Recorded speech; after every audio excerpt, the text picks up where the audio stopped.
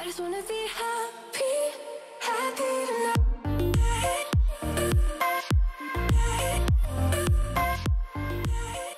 Salut guys, j'espère que vous allez bien. On est de retour, ouch! Je viens de me frapper avec ma soeur. Et aujourd'hui, c'est un épisode un peu spécial. Ben, pas un épisode, en fond, une vidéo spéciale parce que c'est un extrait d'un épisode de podcast qu'on filme ensemble. Si vous le savez pas encore, ma soeur et moi. Vivez-vous en dessous de nos roches? C'est ça que le monde nous dit quand on connaît pas les noms de célébrités. En fait, c'est correct si vous vivez en dessous d'une roche. Mais ouais, c'est ça. Bref, on a un podcast, ça s'appelle Les Grandes Sœurs. Puis aujourd'hui, on lit des histoires un petit peu folles que vous nous avez. Ou vraiment genre épeurantes même des fois. Ouais, qu'on vous a demandé de nous envoyer. Fait que c'est ça, ce sera un extrait. Puis si vous voulez écouter la version complète, ben, vous pouvez aller au lien que je vais mettre juste là pour écouter l'épisode complet. Donc voilà, enjoy. Ok, à mon tour. Tout commence lorsque je suis sur Tinder. Je vois un gars, il est vraiment trop beau. Il était super fort message, bonne vibe, super drôle, etc. Il me propose qu'on aille manger à un endroit cosy. Il me dit, je veux que ce soit une surprise. Tu vas voir, tu vas capoter. Alors je vais pas te dire où est-ce qu'on va être. Fais juste venir à cette adresse. Ok. J'allais dire c'est un red flag, mais en même temps, si tu le rejoins là, bon. Ouais, c'est ça. Moi aussi, j'ai comment est-ce qu'on s'en va chez lui, s'en faire tuer, genre. Ouais. Là, je capote, je commence à m'imaginer aux meilleures places, mais pour pas me spoil, je regarde pas où que c'est sur Google. Hey, j'aurais jamais été capable de faire ça, genre d'avoir le self-control de pas aller checker, genre. Le lendemain, j'arrive, j'embarque dans mon char, je mets l'adresse sur mon GPS, puis je fais 1 heure de route pour aller à cette fameuse destination. Oh my god. Je roule, puis je vois mon GPS me dit que je suis arrivée. J'étais au McDo. 1 heure de route pour aller au fucking McDo. J'étais tellement mad. Mais là, le gars, il a dit genre que ça allait être un endroit cosy puis vraiment cool, là. Mais c'est ça, là, je me disais, est-ce que genre justement c'est comme une joke, peut-être que ça montre son sens de l'humour, mais en même temps, Elle tu connais pas la personne. Ben, clairement, genre, il a fait chier, là, encore une fois. J'étais tellement mad, il m'avait full hype up, fait que là, je me dis, waouh, tout ça pour ça. Il doit avoir autre chose, là. Ouais, c'est ça. Je rentre, puis je le vois sur son cell, qui texte. Je le vois, il me dit allô, puis il me dit, j'espère que t'aimes le McDo. C'était un peu loin, mais je voulais pas aller à celui qui était à côté. Je voulais faire changement. Quoi? Genre, as opposed to où est-ce que vous allez tout le temps, c'est la première fois que vous vous rencontrez, genre faire changement, le menu va tellement être différent. Ouais, c'est ça. C'est la place parce que c'est partout pareil, genre, mais changement du McDo au coin de service, j'imagine. On parle, mais à chaque fois, j'entends des notifications Snap sur son cell. Je me dis, bon, ça doit être son ami, fait que je prête pas trop attention, mais ça arrête pas. Alors là, je lui demande, puis il me dit, oh non, t'inquiète pas, c'est mon ami. Mais là, il me dit ça en bégayant. Fait que je trouve ça louche, mais je m'en fous un peu, c'est une date Tinder, tu sais, je bouffe mes frites. Puis à un moment donné, je sens une odeur de merde intense, puis ça me lève littéralement le cœur, fait que je dis, my god, quelqu'un s'est lâché lousse dans le McDo, voyons. Puis là, je vois, il rit pas tant, il me dit, je vais aller me laver les mains aux toilettes. Il se lève, puis je vois une grosse trace de marde sur son cul. Une gigantesque trace de marde. Le gars s'était chié dessus. Pendant la date, là.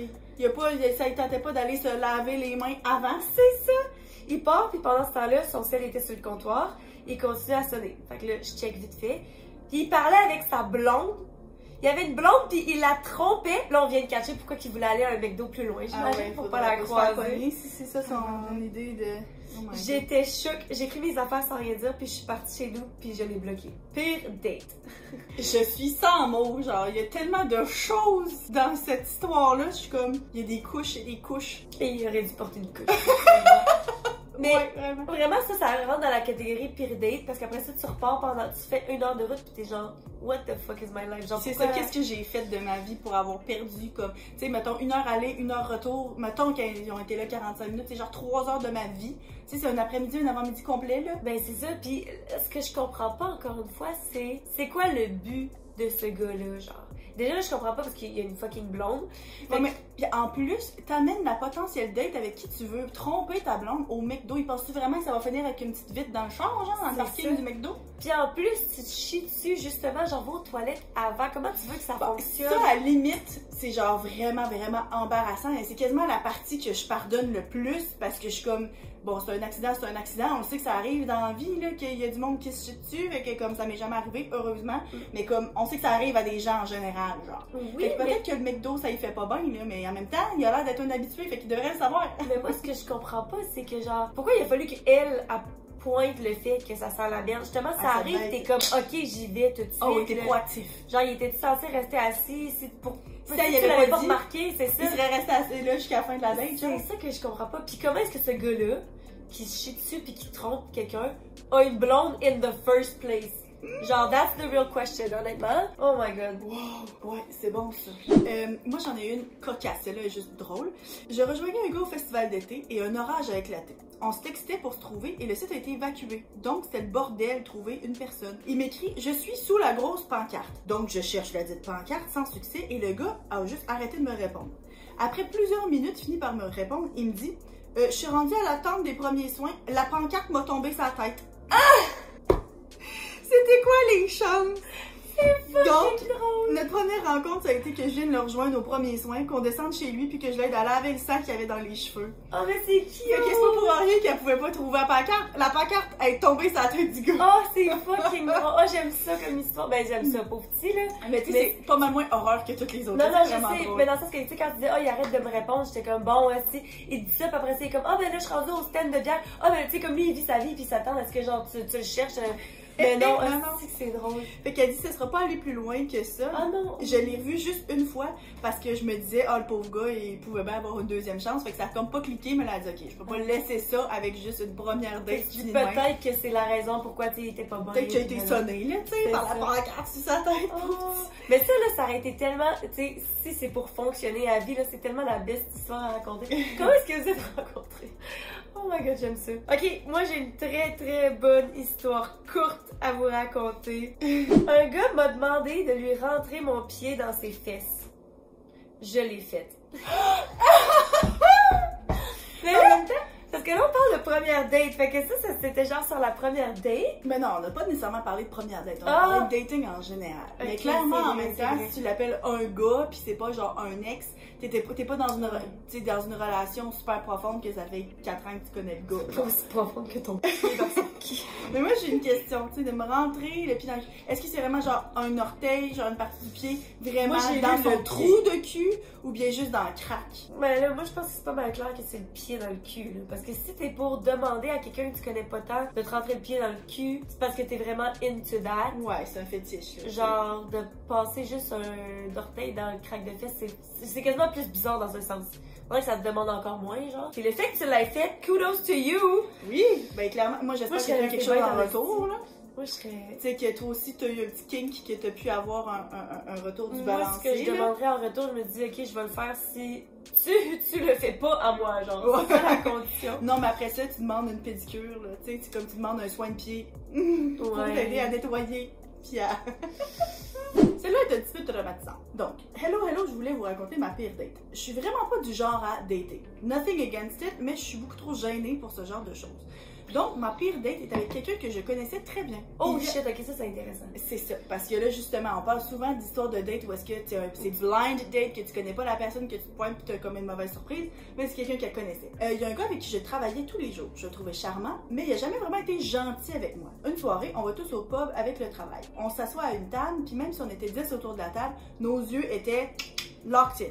On connectait énormément, on avait les mêmes valeurs, ça cliquait full. On a décidé de quitter le bar pour marcher et parler, puis ça cliquait encore plus. Le gars, super respectueux, on s'est pas embrassé ni rien. Mais il arrêtait pas de me dire d'attendre, de voir sa vraie nature avant de faire quoi que ce soit avec lui.